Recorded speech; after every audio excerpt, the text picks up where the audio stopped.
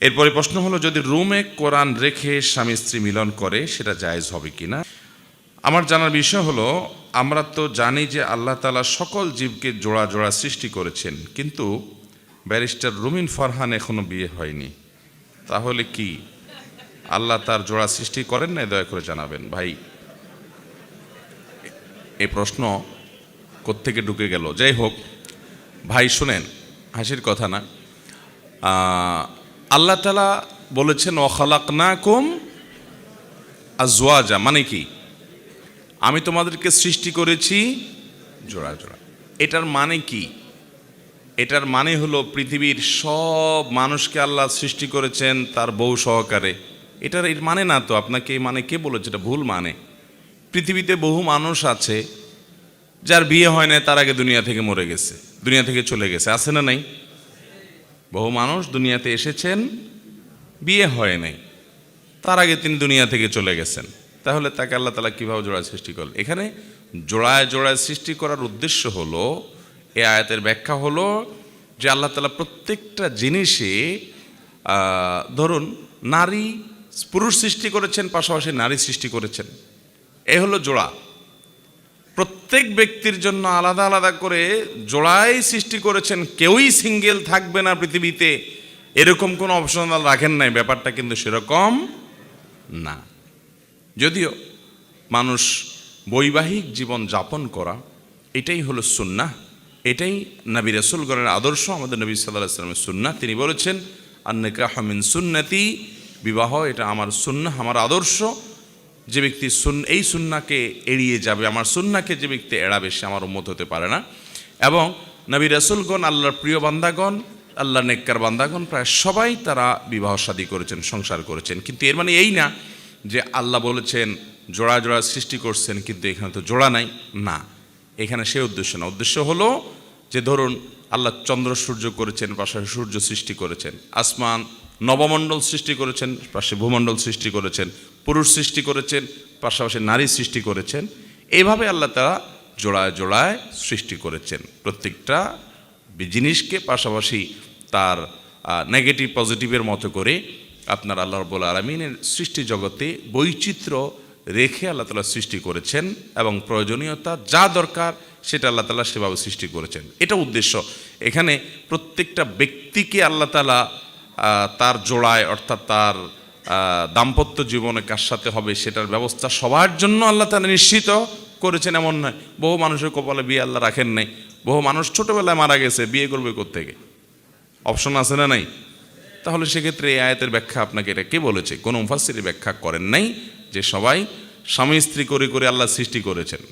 তো পিচ্ছি যে মারা গেছে, মায়ের পেট থেকে দুনিয়াতে আসার পর 10 দিন পরে, 20 দিন পরে, 1 মাস পরে, তার কথা। অন্য আরও তো অনেকেই আছে এরকম, একবার মানে নির্দিষ্ট করে তার কথা যদি বলি, তো তাকে আল্লাহ তাআলা জোড়া সৃষ্টি করেছে কীভাবে? সেটা আপনি ওই ব্যারিস্টারে যাওয়া লাগে কেন? নবজাতক বহু বাচ্চা এরকম মারা যায় কি যায় না? অতএব এ আয়াতের ব্যাখ্যা সেটি নয়, যেমনটি আপনি বুঝেছেন। ঘুমানোর পর যদি আমার স্বপ্নদোষ কিংবা সামান্য প্রস্রাব নির্গত হয়, তাহলে কি শুধু আমি এবং আমার কাপড় অপবিত্র হবে, নাকি আমার সাথে আমার বিছানার বালিশ, বেডশিট ও কম্বল অপবিত্র হয়ে যাবে?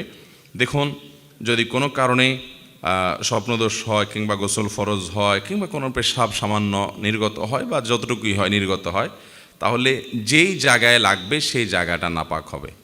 সেটা আপনার কাপড়ে লাগলে কাপড়ের যে জায়গা লাগবে সেই জায়গাটা ধুয়ে ফেললে, পরিষ্কার করে ফেললে, পাক করে ফেললে আপনার পুরো পোশাক পাক হয়ে যাবে। আপনার স্বপ্নদোষ হলে অথবা গোসল ফরজ হলে আপনার পুরো বিছানার চাদর পুরোটাই নাপাক হয়ে যাবে, এমনটা জরুরি। বিছানার চাদর যদি না লাগে কোনো নাপাক, তাহলে ওটা নাপাকই হবে না। পরনের পোশাকে তো অবশ্যই লাগার কথা, অতএব সেটা নাপাক হবে। কিন্তু বিছানার চাদরে না লাগলে সেটা নাপাক হবে না। আর বালিশে তো লাগার প্রশ্নই ওঠে না, যার কারণে সে কারণে নাপাক হবে না। হ্যাঁ, যদি কোনোভাবে বালিশে লেগে যায় তাহলে সেটা নাপাক হবে, ওইটা ধুয়ে ফেলতে হবে। অতএব স্বপ্নদোষ হলে একেবারে বালিশ, বিছানা চাদর সব পাক করতে হবে, ধুইতে হবে, এমনটা কোনো আবশ্যক নয়। যেখানে লাগছে সেটা ধুইতে হবে।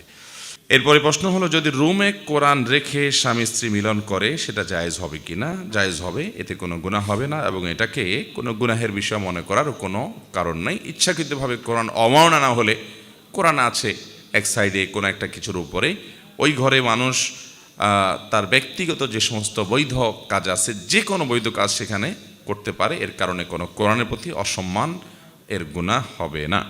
আমাদের সমাজে অনেকের কবরস্থানের জায়গা নেই, কবর কেনার মতো তাদের সামর্থ্য নেই। অতঃপর তাদের মধ্যে কেউ যদি মারা যায় তাহলে শোকের উপর আরও কষ্ট পান। সেক্ষেত্রে সমাজ যাদের কবরস্থান আছে তারা যদি জায়গা না দেন তাহলে কি তাদের গুনাহ হবে? অবশ্যই গুনাহ হবে। শুধু গুনাহ না, গোটা সমাজের সবার গুনাহ হবে। কারণ কোনো মানুষ যখন মারা যায় ওই লোকটাকে জানাজা, গোসল, কাফন দাফন করা এটা ফরজে কেফায়া। পুরো এলাকার কেউ যদি না করে তাহলে সবাই গুনাহগার হবে। হতে পারে একজন মানুষ মারা গেছে, তার কোনো নিজস্ব কবর দেওয়ার মতো জায়গা নেই, এই জন্য এলাকাবাসীর তরফ থেকে গণ কবরস্থান, সবার জন্য কবরস্থান এটা নির্মাণ করা, এটা ফরজে কেফায়া। এটা যদি না থাকে এবং গরিবের কবর দেওয়ার মতো ব্যবস্থা না থাকে বা কেউ না দেয় কবর, তাহলে গুনাহগার হবে পুরো এলাকাবাসী। হ্যাঁ, কেউ একজন সবার পক্ষ থেকে দিয়ে দিছে, তাহলে সবাই গুনাহমুক্ত হয়ে যাবে, দায়মুক্ত হয়ে যাবে। এই জন্য কবরস্থানের উদ্যোগ মসজিদ যেরকম পুরো এলাকাবাসীর তরফ থেকে হওয়া উচিত, কবরস্থানের উদ্যোগও পুরো এলাকাবাসী থেকে হওয়া। অনেক এলাকাতে ঈদগাহ আছে, কবরস্থান নাই। ভাই, ঈদগার গুরুত্ব এত নাই, কবরস্থানের গুরুত্ব যত আছে। ঈদের নামাজ তো অন্য কারোর জায়গা, দাঁড় করা জায়গাতে পড়লে হয়ে যাবে, কবরস্থান তো সেটা না। এই জন্য প্রতিটা এলাকাতেই কবরস্থান থাকা উচিত। আজকাল আবার পারিবারিক কবরস্থান বাইর হয়েছে, ঠিক না? পারিবারিক কবরস্থান, বিশাল বড় কবরস্থান আছে। আমি কয়দিন আগে বোধহয় দিনাজপুরের এরকম এক জায়গায় গেছি, অনেক পয়সা আলা মানুষ বিরাট কবরস্থান করে দিয়েছে এলাকাবাসীর জন্য, মসজিদের এক পাশে। আবার আরেক পাশে আরেকটা ছোট্ট কবরস্থান করছে। আমি বললাম এটা আবার কি? বলে এটা আমাদের ফ্যামিলির জন্য।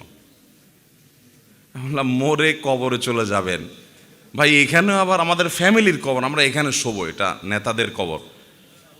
এই পাগলামির কোনো শেষ আছে? আল্লাহকুমুত তাকাসুর হাত্তা যুরতুমুল মাকাবির, কবরস্থান পর্যন্ত যাওয়া পর্যন্ত গর্ব, ফখর। এই জন্য গণ কবরস্থানে শোয়াটাই হলো সুন্নাহ। সাহাবীদেরকে দেখবেন, এই যে বাকিউল গারকাত, যেটাকে আমরা জান্নাতুল বাকি বলি, কবরস্থানে দেখবেন কত সাহাবীরা সেখানে শুয়ে আছে, সিনিয়র। সেখানে আমরা সাধারণ মানুষ মারা গেলেও কবর পাচ্ছে, সাহাবীরা সেখানে শুয়ে আছে, তাদের